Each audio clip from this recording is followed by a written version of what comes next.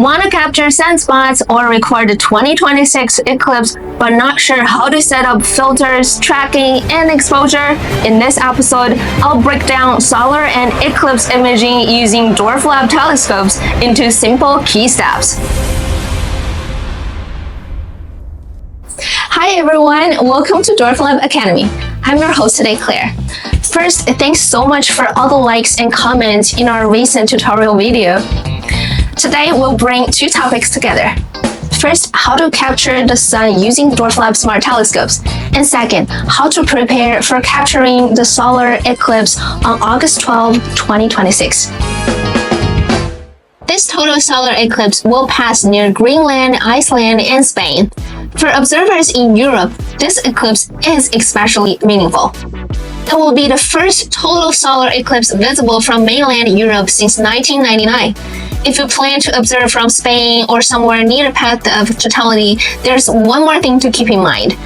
The sun may be relatively low below the horizon during totality, so a wide and an obstructed western view will be very important. So if everything looks good, let's move into our first section. Before we begin,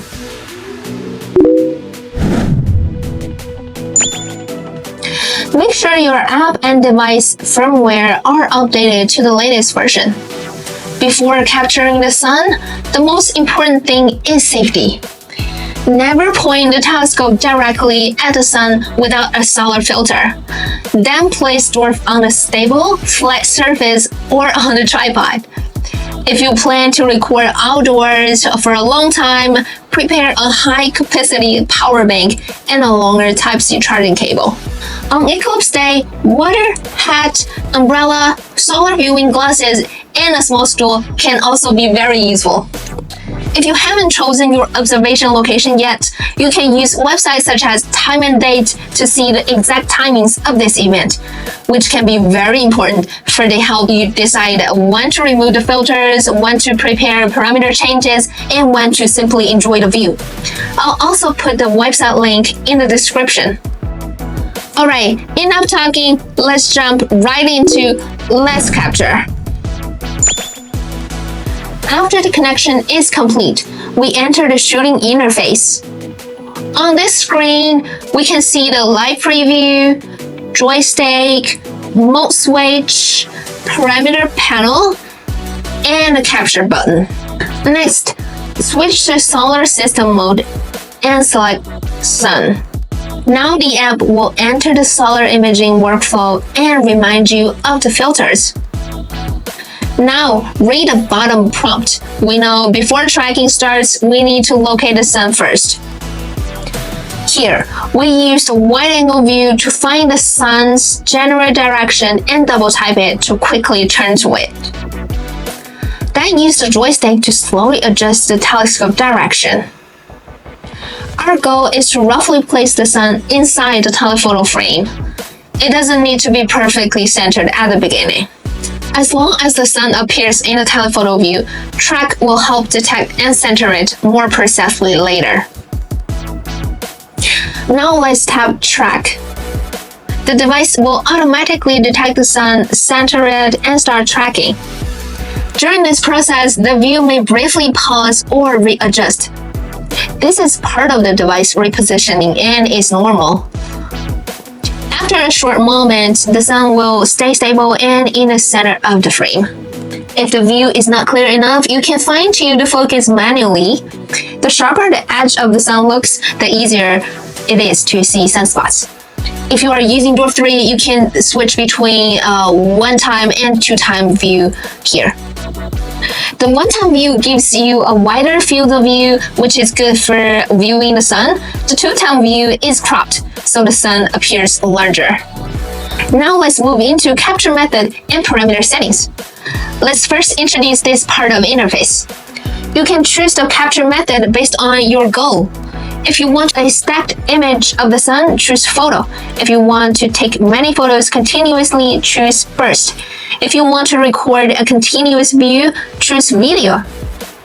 If you want to record changes of the sun or the progression of an eclipse, choose time lapse. As a parameters, for regular solar imaging, we recommend using auto shutter and setting gain to 0. For your first session, you can start with photo. You can begin with 20 to 30 frames. This lets you see the result quickly and avoids keeping the device under the sun for too long. Today, I'll demonstrate regular solar imaging with photos. Now let's tap shoot. The device will begin capturing automatically. During capture, try to keep the device stable. With tracking enabled, the sun will stay in the frame. If there are sunspots on the sun that day, you may see small dark spots on the solar disk. These are some of the most interesting details in solar imaging. Alright, the capture is complete. Now let's take a look at the final result. This is the sun today. This is the basic workflow for regular solar imaging. Next, I'll apply this workflow to an eclipse scenario.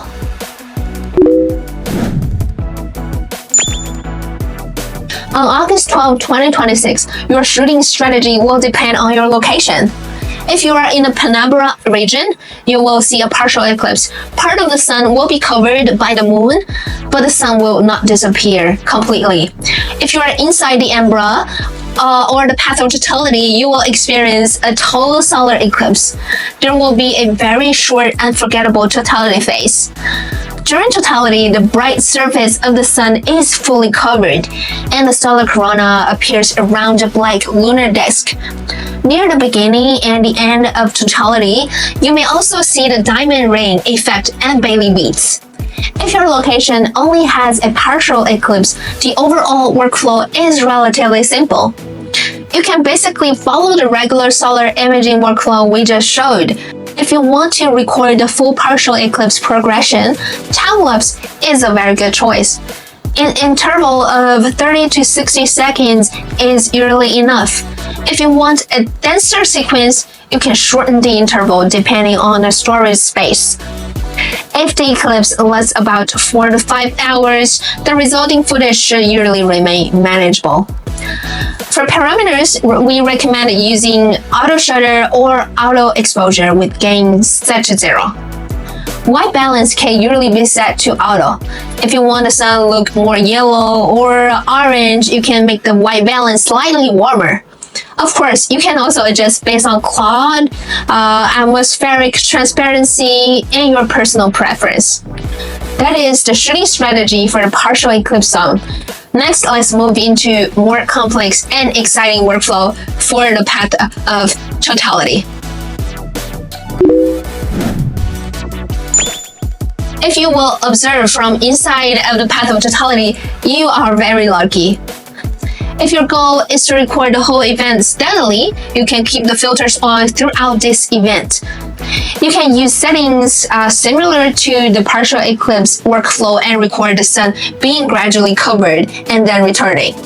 But if you want to capture the corona, diamond ring, or Baily beads, you will need to briefly remove the filters around totality. Let's quickly understand the main phases first. From C1 until before C2, the sun is still in the partial eclipse phase. Keep the solar filters attached during this phase. You can use time-lapse to record the sun being gradually covered. About 1 minute before C2, shadow bands may appear on the ground. This can be a reminder that it is time to prepare method switching or parameter changes. Next, let's talk about the capture method you can choose during totality. And this is our recommended methods. Use video. Totality changes very quickly, and video can continuously record the whole process. For settings, we recommend starting with auto exposure throughout the entire totality. We have optimized it for the low light conditions like totality. This allows the device to adjust automatically as brightness changes, which greatly reduces your operation pressure. If auto exposure looks good on screen, let it keep recording. If the result doesn't look right, then use the manual adjustment rhythm in the next section. About 20 seconds before C2, start preparing. First, set up exposure to around 1/1000. This exposure is more suitable for the diamond ring and the Baily beads. Then remove the solar filters. Around C2, the diamond ring and Baily beads will quickly disappear and the corona will appear. At this point, you can adjust the exposure to 1/100. This exposure is more suitable for capturing the corona. At this moment, if the device is already recording, it is still better to operate less. Near C3, Baily beads and the diamond ring will return. If you still want to capture Baily beads, reduce the exposure again. At the same time, prepare to put the solar filters back on. Once the bright part of the sun returns, go back to the safe filter shooting workflow. From C3 to C4, continue recording the end of the eclipse with partial eclipse settings. Manual parameter adjustment could be a major challenge because each phase of the eclipse leaves only a very short window for adjustment. Let's take a look at Madrid as an example. Even a whole eclipse lasts about 2 hours, the totality phase stays only for 2 minutes. If manually changing settings during totality feel difficult and your device has internet access or you're connected through STA mode, you can also try using the voice assistant to change exposures. For example, near C2, use voice assistant to switch to a shorter exposure, then during totality switch to an exposure better suited for the corona.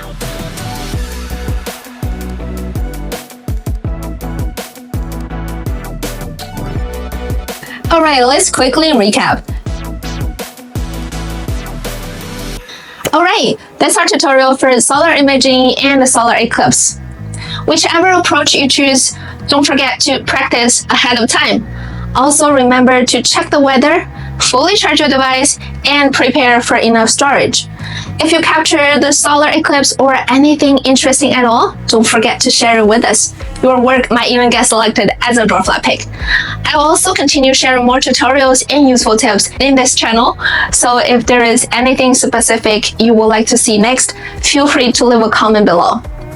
Thanks for watching, and I'll see you in the next episode of DWARFLAB Academy. Bye!